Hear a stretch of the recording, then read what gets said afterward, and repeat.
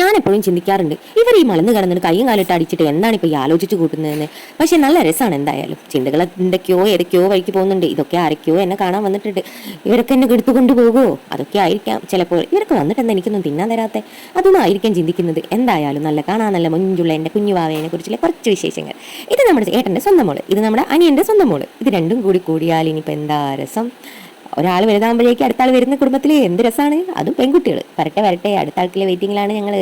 എന്നാൽ ഇവരുടെ ചിരിയും കളിയൊക്കെ ആയിട്ട് ഒരുപാട് സങ്കടമൊക്കെ ആയിട്ടിരിക്കുകയാണെങ്കിലും നമുക്ക് ഇവരുടെ ചിരിയൊക്കെ കാണുമ്പോൾ ചെറുതായിട്ടൊന്ന് സന്തോഷിക്കാനൊക്കെ തോന്നും. പക്ഷെ ഒറ്റയ്ക്ക് ഇങ്ങനെ നോക്കിക്കൊണ്ടിരിക്കുമ്പോൾ ഇവർ മഹാപോക്കിരികൾ തന്നെയാണ്. എന്തൊക്കെയാ ചെയ്ത് കൂട്ടുക നമുക്ക് ഒറ്റ ഐഡിയ ഇല്ല.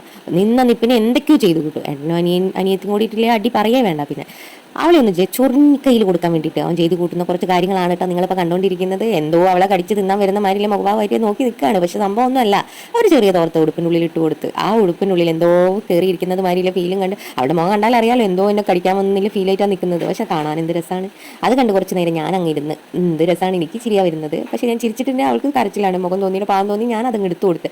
പിന്നെ ഉണ്ട് ആൾ നിൽക്കുന്നു ആ തോർത്തുമായിട്ട് പിന്നെയും പോയി കസ്റ്റഡിന് എന്താണ് നീ എന്നെ ചെയ്തതെന്ന് ചോദിച്ചുകൊണ്ട് അവനുണ്ടോ വിടുന്നത്. അവനത് മുഖത്തും കെട്ടി ഭീകരവാദിനെ വാരിയിട്ട് തിരിച്ചു വന്ന് അപ്പം കണ്ടതോടിയിട്ട് അവൾ തിരിച്ചോടലാ ഓടി.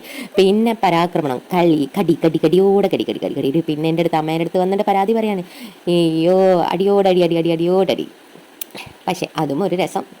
പിന്നെ അവർ നന്നായിട്ട് കളിയും ചിരിയൊക്കെ ആയിട്ട് പിന്നെയും കൂടും. ഇതൊക്കെയാണ് ഇവർ പിന്നെയും ഇത്രയും നേരം അടി ഉണ്ടാക്കിയതൊക്കെ മറന്നു പോകും. എത്ര പെട്ടെന്നാണല്ലേ ഇവർ ഈ അടി ഉണ്ടാക്കിയതൊക്കെ മറന്നു പോകുന്നത്.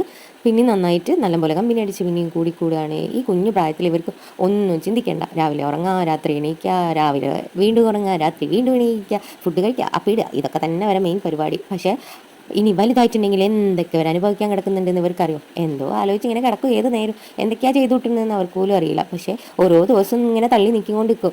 എന്തിനും ഒരു ഉറുമ്പിനെ വയ്യപ്പോവും, പുഴുവിൻ്റെ വയ്യപ്പോവും, എല്ലാത്തിനും വയ്യപ്പോവും. ഒരു പേടിയില്ല. ഒരു പാമ്പിനെ കണ്ടാൽ വേണേ എടുത്ത് തൊള്ളു വിടും. അതാണ് ഇപ്പോഴത്തെ പ്രായം എന്ന് പറയുന്നുണ്ട്. ഇനിയിപ്പോൾ നമ്മൾ എന്തൊക്കെ കാണണവരെ കയ്യിലിരിപ്പ് എന്ന് പറയുന്നത്. നീ വരാനിരിക്കുന്ന ഓരോരോ ചെയ്തു കൂട്ടലുണ്ട്. അതൊക്കെ കട്ട വെയിറ്റിംഗ് ആണ്. ഇനിയിപ്പോൾ സോഫയ്ക്ക് ജീവനുണ്ടോ നോക്കുകയാണെന്നൊന്നും എനിക്കറിയില്ല. തല കുത്തിയൊന്നും നോക്കുവാണ്. വേദനിക്കോ, സോഫയ്ക്ക് വേദനിക്കോ അവൾക്ക് വേദനിക്കോ എന്നൊന്നും നമുക്കറിയില്ല. എന്തായാലും അവൾ ചെയ്ത് കൂട്ടട്ടെ പല കാര്യങ്ങളും. പക്ഷേ അതും ഒരു രസമാണ്. എന്തും നമുക്കൊരു രസം അതന്നെ. അല്ലാണ്ട് ഇപ്പം എന്താ കണ്ടിരിക്കാൻ നമ്മളുണ്ടാകുമ്പോൾ പിന്നെ ചെയ്തു കൂട്ടാൻ അവർക്കുണ്ടോ പ്രശ്നം?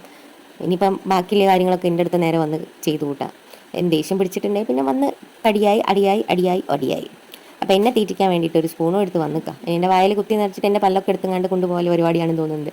അത് തിന്നുന്നവരെ അവളത് ചെയ്തുകൊണ്ട് വെക്കും. ഇതൊക്കെ തന്നെ വെക്ക്. പാത്രത്തിലൊന്നും ഇല്ലെങ്കിൽ സ്പൂണിൽ എന്തോ പറ്റി പിടിച്ച് കിടക്കുന്നുണ്ട്. മക്കളാരോ തിന്നിട്ട് ഇവിടെ ഇട്ട് പോയ പാത്രമാണ്. ഇനി അതെൻ്റെ വായിൽ കുത്തിച്ചീരിൻ്റെ പല്ല് പോകുമെന്ന് എനിക്കറിയില്ല. എന്തായാലും അതും ഒരു രസമാണ്. എല്ലാം ഒരു രസം.